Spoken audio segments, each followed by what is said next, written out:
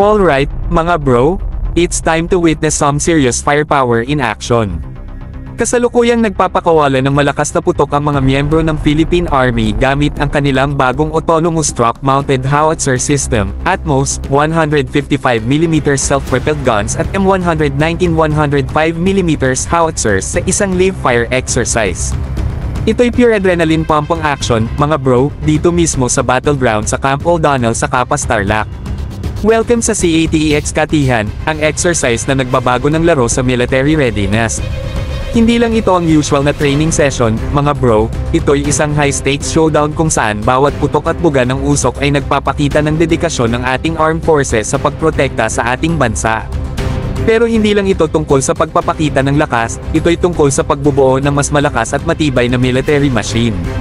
Ang KATEX Katihan ay hindi lang pagpapakitang gilas, ito'y tungkol sa pagpapalakas ng skills, pagpapahusay ng mga strategy, at pagtitiyak na kapag dumating ang panahon ng tawag ng tungkulin, handa ang ating tropa na sagutin ito ng walang pag-aalinlangan.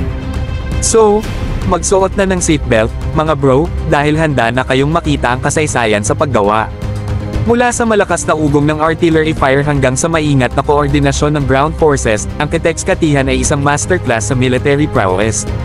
At habang natatapos ang alikabok at nigil-ilinaw ang usok, isang bagay ang malinaw, ang Philippine Army ay handang-handa, handang ipagtanggol ang ating bansa at itaguyod ang mga halaga na mahalaga sa atin.